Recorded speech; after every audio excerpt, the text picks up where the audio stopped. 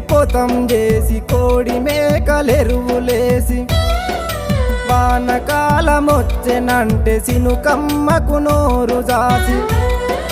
కంది వరి మొక్కజొన్న పత్తి పంటలేయ చూసి నల్లటి మేఘాలకై నింగికి చూసేవా వానొస్తే సెలిమెలోన సంబరపడినావా